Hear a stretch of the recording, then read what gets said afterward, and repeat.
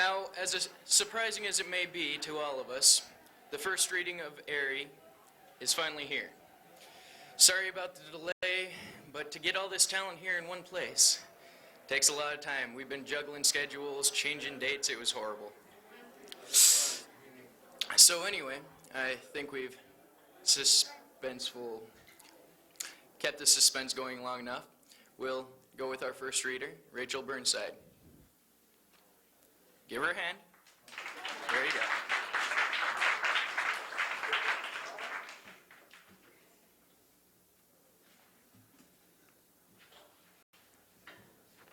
Genesis. An embryo is born, a tiny pink bubble just blown from the wand, still perfect and untainted. Bubbles whirl and swirl like so many gooey egg yolks in a blender turned to whip. Each globe is slightly contorted like the head of a newborn. Curving, spiraling, twisting, they are destined to dwell in an eternal gyrating whirlpool. But finally, 3 rosy bubbles rise out of the mist, exposing their pure, innocent nakedness. They're glassy little parcels, exquisitely formed translucent spheres, almost flawless in their tranquil splendor. As suddenly as they appeared, the 3 diminutive bubbles sink down into the swirling mass of foamy orbs. A Pacific fly glides by on a wisp of briny air, shedding sea salt tears into the foam. But no one notices. Imperceptibly, a transformation occurs as one of the acrid tears drops onto a miniature pink bubble. The globe thrashes in agony as it rises up, trying to escape impending doom. In an instant, the bubble bursts, sprinkling bits of crimson confetti into the air. Trickling like sheds of dried blood, a bitter silence ensues.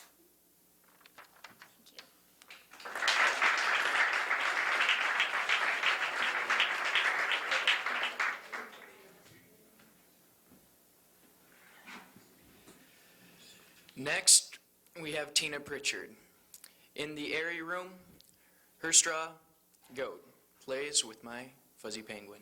It's a beautiful union.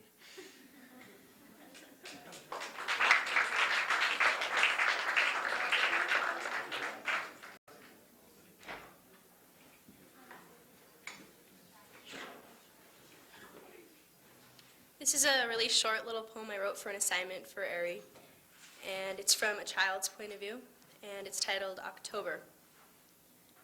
One day I will sit within the clouds and watch paint drip down to earth, coating the trees with sweet honey and pungent orange, like my favorite butterscotch dipped cone, though ice cream is for summer, and now the brilliance of color melts into a syrupy milkshake puddle.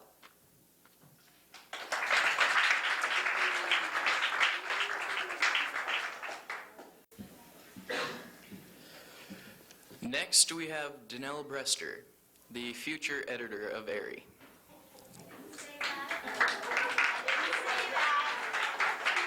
I didn't say it.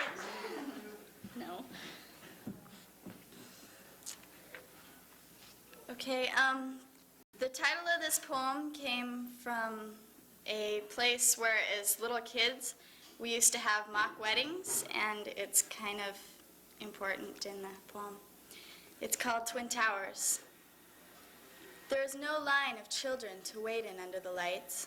We run through crowds, ignoring the impossible games of chance. I drag my fingertips over long rails, as if to caress the memories they bring me. Far behind, my name is called, but I don't look back. The brisk November air falls empty, and I smile at a stranger, laughing when he doesn't return my compliment. Swings move with invisible playmates, chains clang against frost-covered bars, while mechanical fantasies twist in patterns that contradict each other. Screams whine from glittering cages with a shrill sound that pleases me. I grab your hand, remembering how white your knuckles turned in our wedding, as upside down we sang for hours.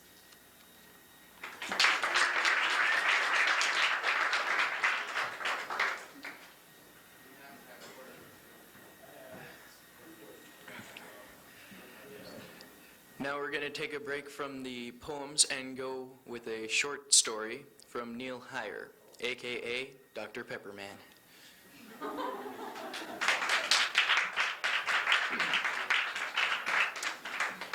How you doing? Okay, let's see. This is a memory story, and it's a short story, so bear with me. It's pretty long. Okay, it's called Full Moon.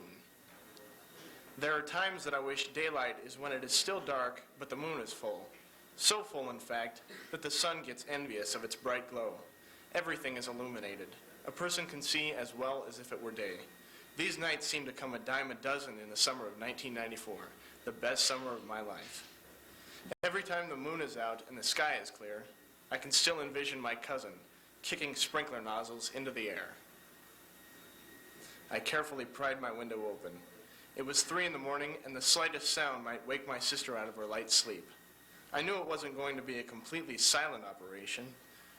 The screen on my window still waited to be taken off. It was a tough enemy, capable of causing a giant ruckus. I defeated the screen with the greatest of ease, popping it out of the frame gently and silently. The 4 of us climbed outside deftly, mischief on our minds. Most of our minds, at least. I usually wasn't one to participate in destruction, mainly for karma purposes. My cousin, Mark, was the ringleader for most of these missions. He lived in Spokane, so he didn't have to worry about repercussions surrounding our duty. Shane and Bob were along for the ride, both of them used to this sort of thing, but not with Mark in charge. Careful now, I warned. Try to walk quietly, all right? I pointed to a window on the 2nd story of my house. It was my parents' window, which was open just enough for the sound of knavery to waft in. Don't worry about it, Mark howled in the moonlight, his voice loud enough to wake the dead. He stooped over and tied his shoe, not wanting to trip over it if we had to run from the cops or some yuppie who needed to be at work at 6 o'clock in the morning. We walked through the streets of my neighborhood, a perfect picture of suburban Missoula, manicured lawns, Volvos and Hondas, and posh mailboxes. The moon lit every one of these traits up with daylight clarity, making the mailboxes seem especially defenseless. This was our first task, sabotage the mailboxes. Mark opened the first one carefully, as if it was a briefcase wired with a hot explosive. Emerging from Shane's pocket, the craft glue begged to be used. Mark snagged the glue and covered the rim of the lid. Laughing, he closed it, glue spurting out the side like drool. By this time, we were all laughing, even myself. Sure, I knew what we were doing was a federal offense, but hey, it was still a little fun. Only a little fun, seeing as how it still affected other people's property. But I knew kids that would blow it to the sky instead of using something like glue. Mark spotted something else that was calling his name. You know, guys, he remarked, noticing a sign in front of a spacious home. I don't think this house looks like it's for sale. Maybe this house should be for sale, Shane answered, pointing at the house next door. After rearranging a few for sale signs, a sound traveling through the night forced itself into our ears. The rhythmic sound of water sprinklers beckoned us. We walked in the moonlight, our eyes filling with devilment. It was as if we had found a utopia for havoc. Mark was the first to strike. His foot swept across the side of the nozzle, tearing it off. A gush of water exploded from the ground, shooting in excess of 10 feet high. That night, however, the fountain seemed like it could put Old Faithful to shame. Well, I felt bad, and I still feel pretty bad. My father was on the homeowners board. It's amazing how some kids gain pleasure by destruction. And I'm not usually one of these people, and I wish we hadn't done it. But I say we because I was next up to kick one for the home team. Mark looked into my eyes, waiting for me to strike. His cold glance created no pressure on me. I figure he thinks I'm the same way as he is. There's a soul singer named Curtis Mayfield, and he wrote a song in the 70s that goes, "If there's hell below, we're all gonna go." So that's what I figured. What the hell? My foot came down hard on the spigot, propelling it over 40 feet. I had created another geyser at the entrance of my subdivision. The burst of water flew into the sky and came down right on top of me. I could hear Karma laughing in the distance. There were now 2 fountains shooting high into the sky, waiting to greet people when they would drive by in the morning. Welcome to Grant Creek. A little smile comes across my face when I think of the mini Yellowstone Park we created at the entranceway of my neighborhood. It's amazing what some people will do just for cheap thrills. I recently got to know a kid named Dave who had moved in a few months before we did this. One night, I confessed to all the devastation we had caused over that summer. "Do you remember when the sprinklers were busted and water shot up in the air all freaking day?" I asked him. Dave could recall this well, laughing with the same laugh heard passing the full moon that night. I also told him a few of the other things we had done, all of which he remembered. "You know," Dave started, rubbing his chin, "I have some M80s we could stick in people's mailboxes and blow them to the sky." I sat back in my chair, smiling, shaking my head. Thank you.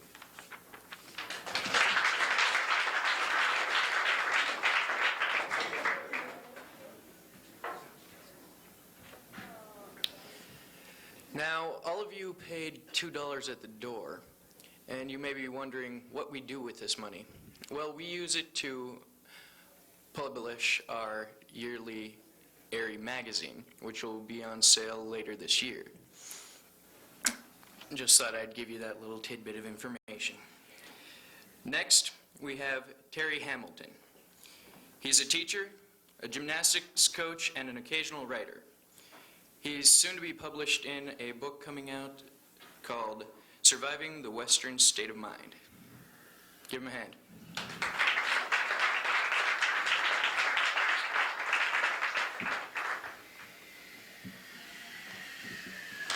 This is called Lost Wonder. It came out of the YMCA Soccer League, where in spite of myself, I learned a lot. We aren't supposed to know the score. The parents and I, reluctant coach of the first grade soccer match. But most do, even not on that unpredictable Montana Sunday, as fall blustered its way toward winter. 1 minute sun poured gold through cloud, and then a hurry of wind smelling snow cold and gray. The amoebic cluster of boys amid run and kick and accidental goal stood rapt for a moment, eyes skyward, tongue stretched to catch the hail.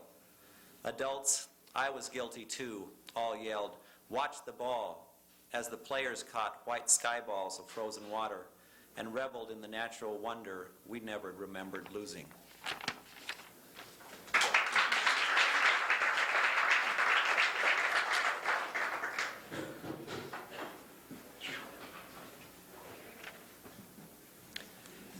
Next up is Jenny Luna.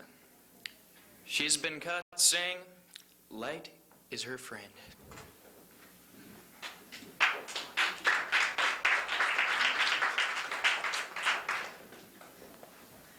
Okay, about a week and a half ago, I kind of began my own early graduate program. And so a couple days ago, I was really surprised when Miss Evanslin came to Orange Julius, where I work, and asked me to read.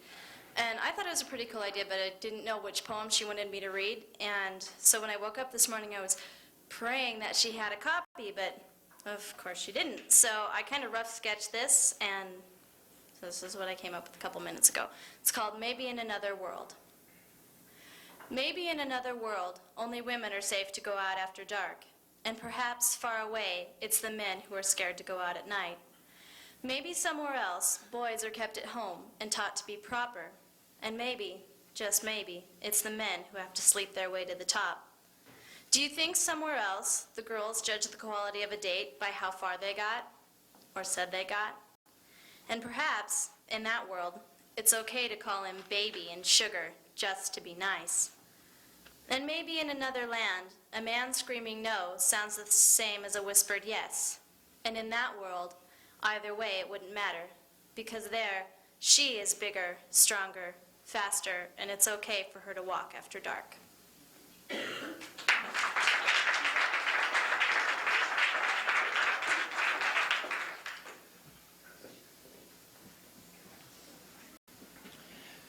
Now, anybody that's seen the schedule may be wondering what Jenny's doing on the list, but she took the place of Jenna Halverson, who was not able to show up today. Next, we have Tyler.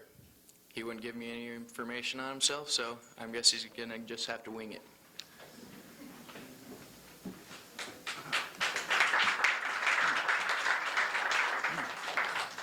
All right, this poem is called Dog God, and it's about the relationship between a man and God and how that man sees himself. Fear is a leash, tight around my neck.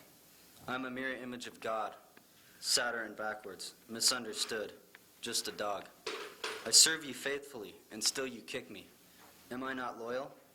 How can I follow rules that I can't even understand? Am I deaf? I can't hear your language. I know I've sinned, because you jerked my leash. But what act have I committed? Did I bare my teeth? Did I look you in the eye? Wave a hand that brings me to my knees, love tying my feet.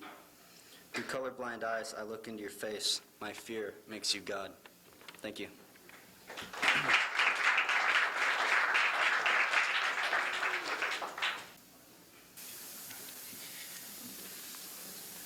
Next, we have David Cates. He lives in Missoula. He wrote this novel here, Hunger in America. And he's trying to sell a book of short poems as we speak. Give him a hand.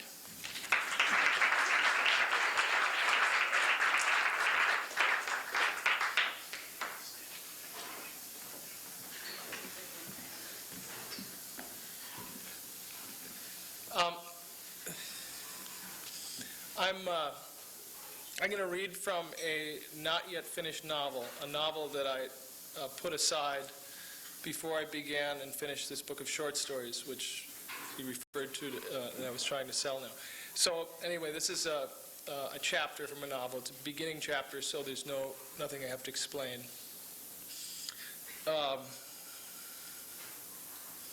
My dad used to say, only about half clowning, that my brother Gary and I were born liars, which may be true. I don't know. But it's not as if I sit around all day trying to make things up. In fact, most of the time I honestly believe what I'm saying. It's only later, sometimes only about 2 seconds later, when it strikes me that everything I just said was a pile of crap. But before you start thinking I'm pathological or something, you should know that in school, whenever a teacher wanted to say something nice about me, she'd mention my bigger than average imagination. Then she'd start in with the bad news. Not to make excuses or anything, but a lot of my problems began with the headaches. They started coming when I was about 5. Little dime-sized spots of pain about an inch below my skull. We tried everything to make them go away. Once, maybe I was 8, my mom brought home this slimy liquid she got from an old Indian woman up in Nisita. Gary told me she made it from the blended brains of sparrows and juncos, but mostly goldfinches. And he said someday I'd sprout yellow feathers along the hairline at the base of my skull. He got me into the habit of feeling back there. I still do it. Mostly when I'm walking into a room of strangers or going up to talk to some woman I never met.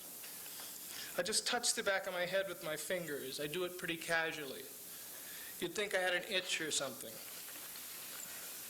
When we were kids, I used to sit on the bed and listen to Gary tell me the craziest things from the books he was reading. Like how during a battle that lasted for weeks, the Pope came out and stood on top of the castle wall 4 times a day and excommunicated the attackers. Gary imitated the Pope's voice, then changed it to do the soldiers. I still think he could have been an actor. It always cracked me up thinking about all those nights, tired and bloody from weeks of fighting, pausing 4 times a day to listen to this old dude in a red and white robe shout down from the castle tower that they'd been kicked out of church. Gary still tells great history stories, or sometimes personal stuff about women. But he's married, so I should probably keep my mouth shut. Not that it matters. In my wildest dreams, I can't imagine his wife, Candy, believing a single word I said. And I know this sounds awful, but I suspect that she doesn't give a damn what Gary does, as long as he uses good grammar. She won't talk to me anymore, and I guess I don't blame her. I haven't been exactly well lately, and she's kind of gung-ho wellness and all that crap.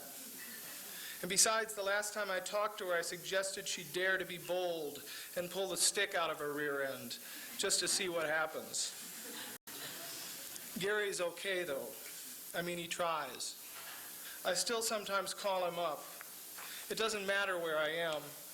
I call just to hear him talk. The last time he quoted some poem about how until we die, our lives are on the mend. Great. Even if it's true, I can't figure what good it does. It's like Kermit the Frog saying it's not easy being green. Am I supposed to sympathize, or what? Sometimes I listen to Gary pick up the phone, and I say hello, and I think of him standing in his house with his wife, who really isn't such a bad person once you get used to the idea that every time you're with her, she's going to say something asinine. Like after a party, she might say, "Oh, wasn't it wonderful to have such fun in a smoke-free and affirming atmosphere?" Anyway, sometimes when I call, I hear Gary say hello, and I think of where he is compared to where I am, and I think of the twin girls sleeping in their cribs, and I feel about as stupid as anything. I listen to him say hello, hello, hello, and I don't answer. I'm not sure what there is I could possibly say that would have any meaning at all. I'm like a Martian calling, trying to imagine what life on Earth is like. I'm quiet. I'm pretty sure he knows it's me, but he's decent enough never to say my name. On the day this started, I got to work early, about 6:30 a.m. to be exact. Seascape, the place I worked, had an amazing basketball court in the fitness center, which is like a company YMCA with weights, handball, laundry, the works. My habit was to shoot 150 free throws and then shower before work. I was almost always the only one in the gym, which is like a childhood fantasy of mine. When I was about 6, I had a dream that Gary found a door in the back of our garage under the workbench, and when we crawled through, there was this gorgeous gymnasium with a full-size basketball court. The light shone on the blonde wood, just like in this gym, and the ball echoed when you dribbled. I don't think I was ever in our garage afterward that I didn't take a glance under the workbench, just to make sure there wasn't a door there. And I don't think I ever came to Seascape early to shoot free throws when I didn't remember the dream. That morning I stood in the gym doorway wearing my shorts and t-shirt, pissed off and cold. Phi-op goons, that's physical operations, had set up hundreds of folding chairs in rows across the gym floor. The poster on the wall said Dr. Cash Dunbar, a bogus name if I ever heard one, would be here this morning to talk about visualizing successful lifestyle choices. Seascape hired guys like him every few months or so. They were supposed to motivate us to be more productive. When I started here, the first few I listened to about made me puke. But the last few just made me laugh. I mean, they didn't bother me so much, which worried me. Down deep, I was afraid if I worked here 10 years or something, I'd begin to go gaga over these idiots the way some of the other workers did. If you ever hear me coo, "Oh, he was so dynamic," about some asshole motivator, then do the world a favor and shoot me. You've probably heard of Seascape, or at least seen its catalog. It's full of photographs of dramatically lighted young people lounging around in the forests or on cliffs. Their faces always look as if something very sexy and very boring is about to happen. Like some gorgeous naked person is about to deliver their Seascape orders. Everybody looks disillusioned but undaunted in a very bogus way. Personally, I've never seen such an expression on the face of a real person, which I'm sure is exactly the point. I got to model for the company once for the catalog once when the company was making a very big deal about its employees all being part of the Seascape family. They had me sitting up on the branch of an oak tree. A woman stood on a branch just below me, and the photographer, a super skinny old woman with gray hair and a wide-brimmed purple hat, told me in this totally cloying sing-song that I should try to penetrate the model with my eyes. I swear she was getting hot just thinking about it, which reminded me of this porno flick I saw once but won't go into right now. I was supposed to pose with my shirt off, but I have this tattoo on my shoulder that I could tell grossed her out. So in the end, I kept my shirt on but unbuttoned. I think the model, a blonde, was kind of embarrassed by me. A professional from Chicago, she barely looked at me between shots and never spoke.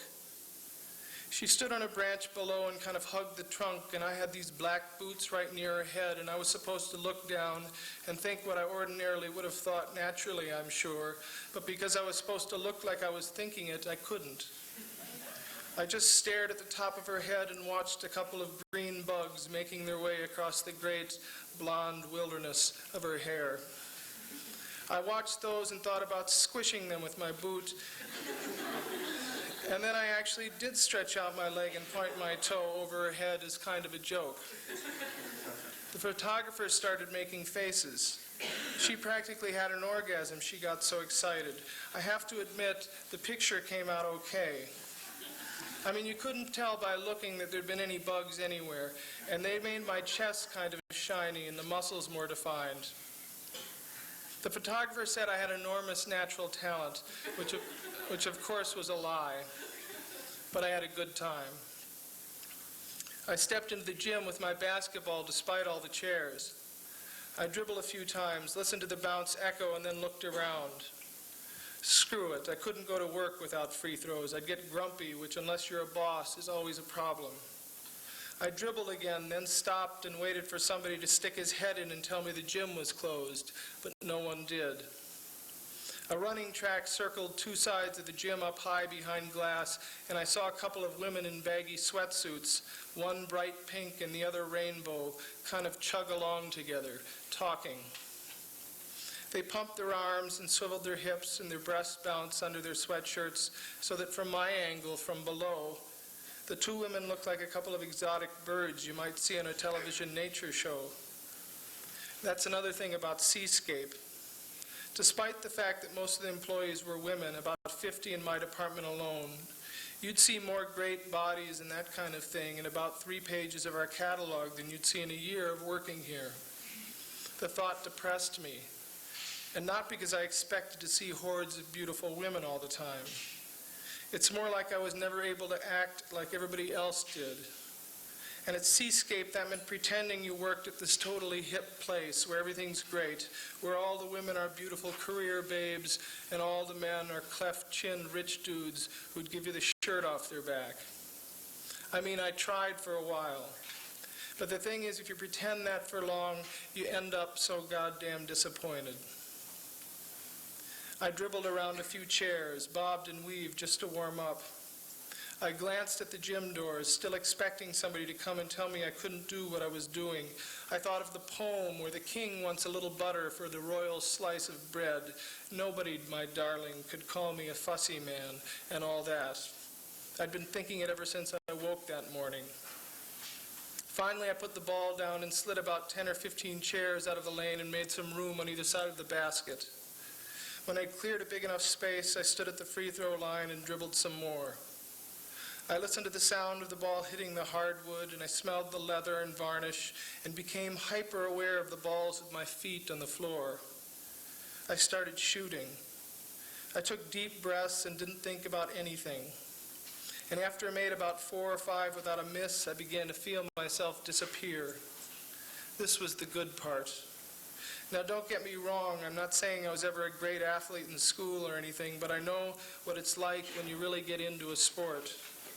Your mind kind of flips out. I started picturing energy as a sparkly little Tinkerbell that rose from the center of the earth up through the gym floor and into my body, through the balls of my superconductor feet. If my knees bent without friction, I'd let Tinkerbell rise up my thighs and past my waist, through my insides without resistance to my shoulders and elbows, my wrist. Then the ball floated off the tips of my fingers as though guided by natural forces, an arc from the center of the earth to the center of the hoop. I was on world record pace for a while. You should have seen me.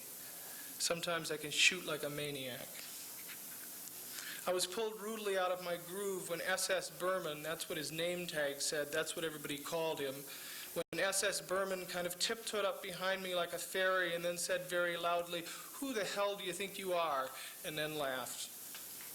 I kind of jumped when I heard him. I kept facing the basket, though. I guess he was standing about 3 feet behind me. "Hey, pervert," he said, "I'm talking to you." I stopped dribbling, but still didn't turn around. What are you doing, fucking the dog again? S.S. Berman was a joy. I mean, I'm sure his mother thought he was lovely, and come to think of it, a lot of women did.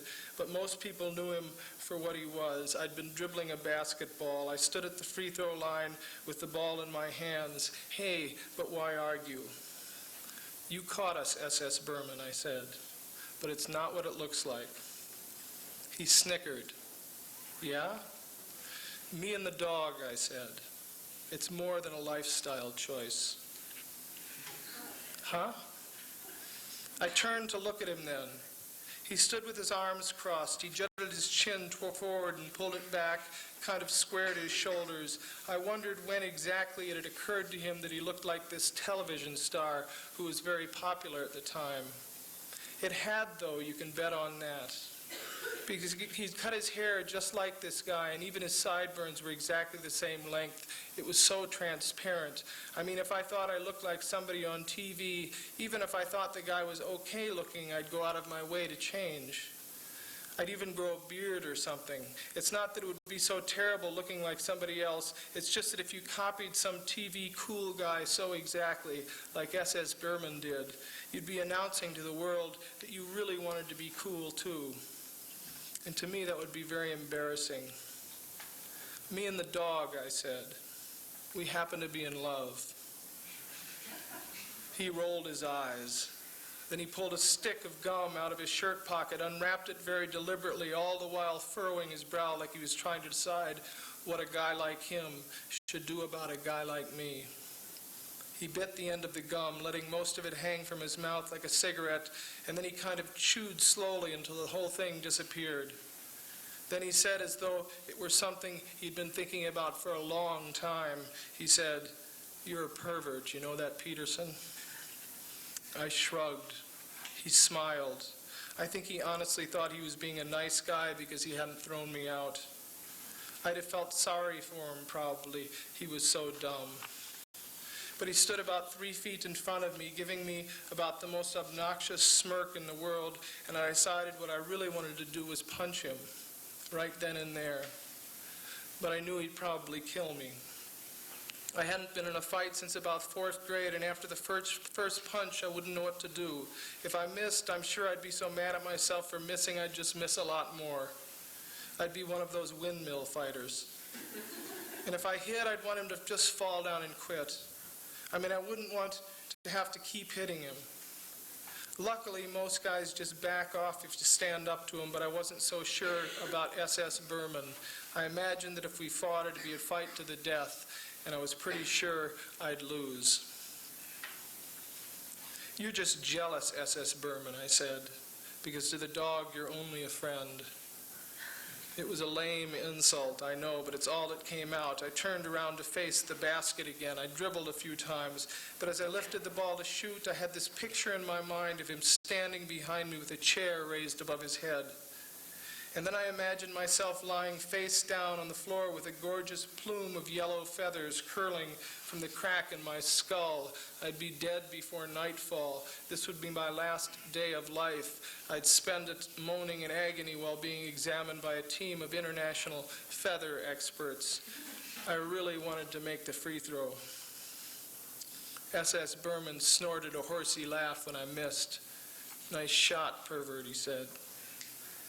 Luckily, the ball bounced straight back to me, so I didn't have to go running after it like a fool. I dribbled a few more times and listened to him walk away. When his footsteps reached the gym door, they paused, and he shouted back to put the chairs in line again whenever I finished. I waited until he was completely gone before I took another shot. I made it, but the fun was gone. I didn't stay long after that. Thank you.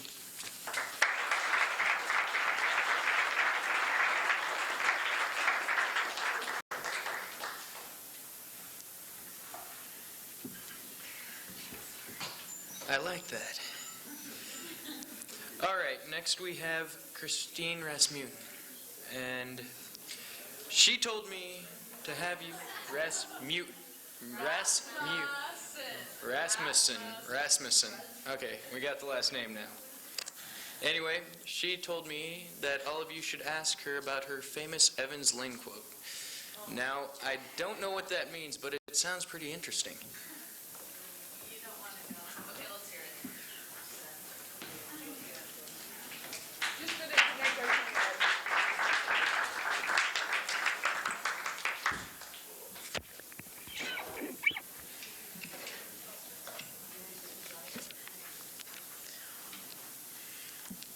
Now, I read this morning, St. Nicholas Lost. Didn't give you the title, and it was at the assembly. I guess most of you were there. But everybody complained they couldn't hear a word I said, and they probably had no idea what I meant. So this is about when I was Santa Claus in our 7th grade school play for Christmas, and I forgot all my lines and just sat up on the stage and rocked in a rocking chair and turned bright red, and almost as red as the suit. And it's just one of our thrilling Christmas memories that I get to share with you. St. Nicholas Lost. I, the gender-confused Santa Claus, tucked stray wisps of long snarled hair beneath an undersized cap as oversized children ground pelvic-shaped indents into my lap. Synthetic stuffing made its slow northerly migration as I nervously hummed carols at 120 RPM, almost oblivious to the screeching cries of 7-year-old minstrels and the clamor of their bell-laden arms. It was the annual grade school Christmas show. In the guise of St. Nick, I rose to the stage on shaky feet. All the stage is a world, and the players merely people. I sat myself in the rocker, straining to see over my own bulk. Jingle bells hissed like steam past my ears. Mouth, sticky, dried, as the syrupy speech evaporated. Hundreds of eyes, hoping, straining, and but one sound, a rocking chair. Squeak, thump, squeak, thump. And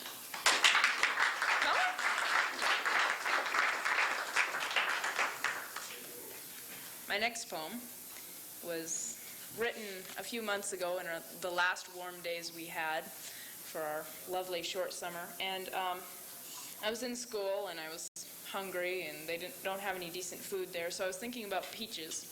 And that's what this poem is about, peaches, whether you believe me or not. The rest is metaphors. Get it in your mind. My classmates know what I'm talking about. Get it in your mind that this is a peach tree with peaches. Everything else is a metaphor. No dying children, no flaming stars and constellations. The rest are metaphors. Okay, peaches.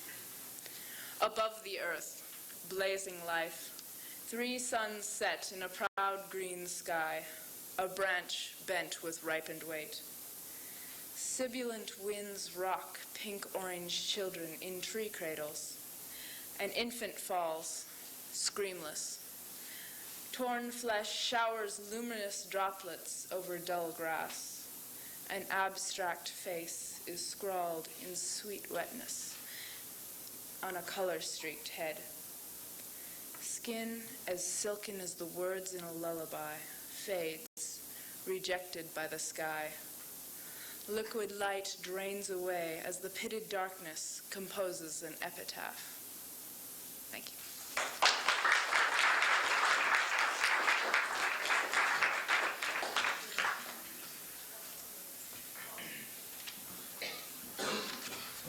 Kim Gonzalez, she's another person that wouldn't give me any information on her.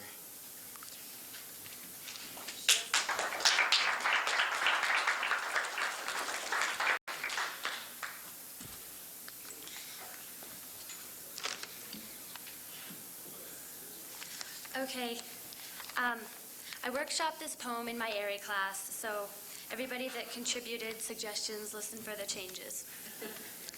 Tamale meets lime. The Mexican restaurant is dark and deserted. The peeling wallpaper and piñatas and sombreros that hang above are faded. A lonely hermana craves a dancing partner, but the tortilla, beans, and Spanish rice aromaed restaurant is empty. Sauntering over to the jukebox, her cleavage-revealing dress slides down her naturally tanned arm. Reaching out, she slips in a quarter and plays salsa music. She breathes in the last of her rich cigarette and puts out the lipstick-covered filter with her spicy tongue. She licks her salty wrist, slams a shot of Jose Cuervo, and sucks the neutralizing lemon. Now she dances with passion, and she dances spirited, and she dances risque. She feels her breath rushing through her body as she comes alive with the pounding of her heart synchronized with the beat of the maracas. She shakes her feet and head loose, her fiesta self emerging, ready to scream like a flamingo guitar. Mad and heavy, sweating, hair ecstatic, ragdoll waltz. Her face is flushed, her mouth open, gasping and panting. She holds on to nothing, tangoing for two in one bold body. Her movements crash against one another. Pizzazz, castanet raz. She crashes and falls, fatigued and exhausted. She rolls over to spin the black circle in motion again.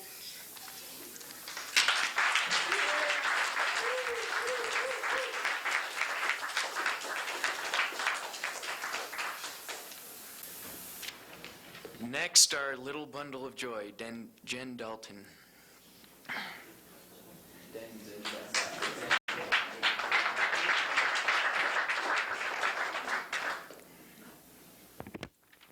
Okay, I wrote this poem after a memory of mine of when I was about 6 years old, and 3 friends and I, after playing outside for hours, came back to find my crayons melted all over the sidewalk. And needless to say, my mom was not nearly excited as we had been when we found them. Sidewalk crayons. 4 young girls watch crayons turning into a bubbling rainbow as the burning sun creates a masterpiece of art. Luscious orange, yellow daffodil, and jungle green crayons melt across charcoal asphalt. A splash of purple corduroy overflows from the toppled Folgers can.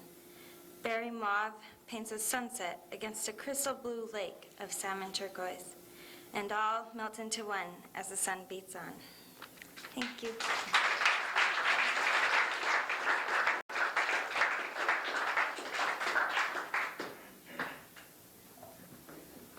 Now you know why we call her our little bundle of joy. Next, Eric Stoley, who plays baseball and wants to go pro.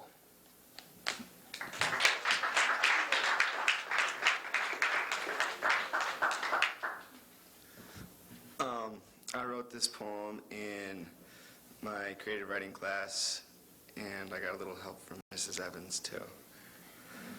Summer. I spent my summer watching green grass grow in your backyard. I taught myself to stare at things I could not become used to.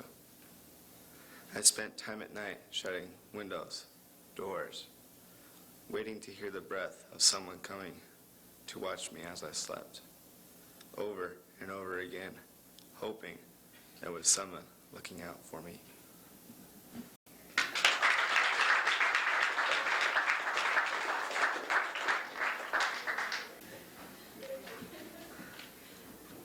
Just a slight problem. Next is Jamie Chinsky, who is going to move to Chattanooga.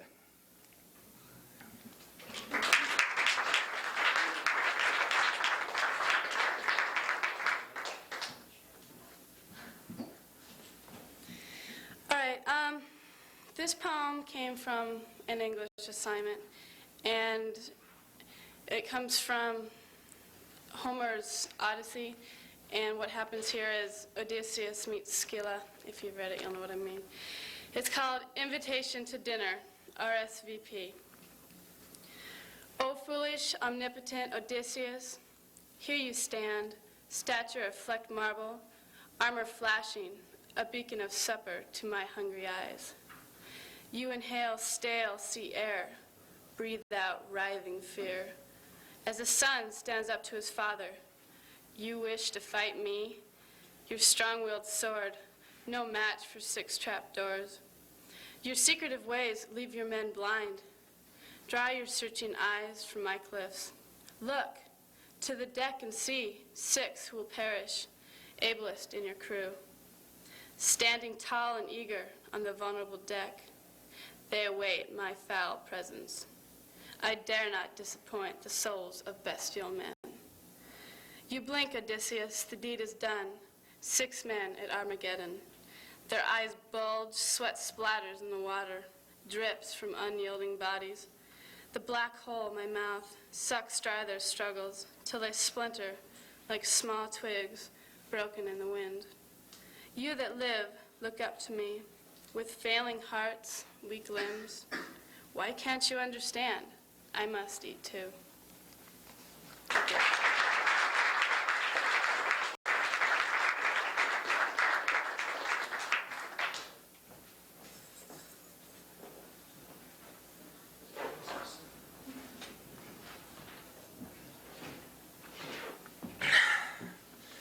Okay, next, I'm up. My name's Zeph Lane, and I don't really have a short introduction, nothing interesting about me. But I'd like to say this poem in my class, the first line is kind of confusing, and if you doesn't fit with the rest of the poem, deal with it because I like it. And if you have any questions, Pebble is the name of a town. All right. Downpour by Zeph Lane. Pebble, not even big enough to be called rock. Rain comes often here to nourish fire, ice, roses. They, like me, feed off extremes. I roll in this emerald sea to end my seclusion. No need for cover, just an embrace. Grass cuts like razors during those downpours. Blades hurt, intensify the moment, purify the pool of green desire. Thank you.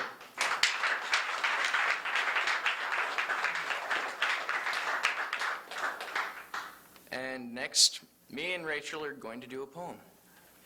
And it's one that whoever was at the assembly today heard, and I've had a lot of compliments about it. How about you? Yeah, we've had a lot of compliments. People like it, so we're going to do it again.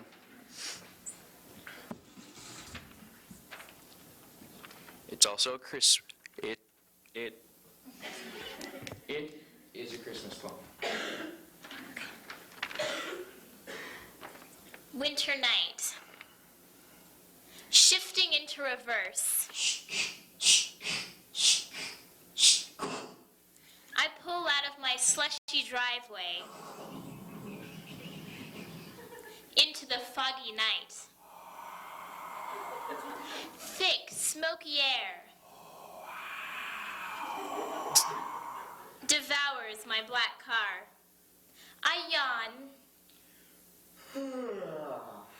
and pry my fingers off the frozen steering wheel to wipe the fog off the windshield with a woolly sleeve.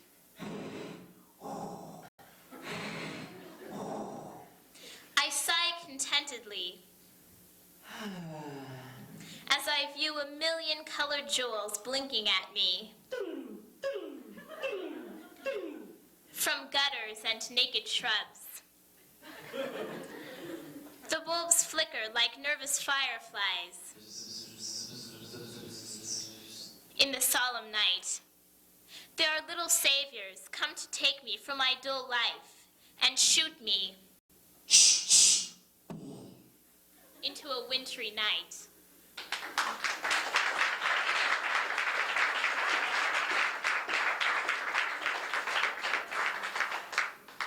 And that's about it.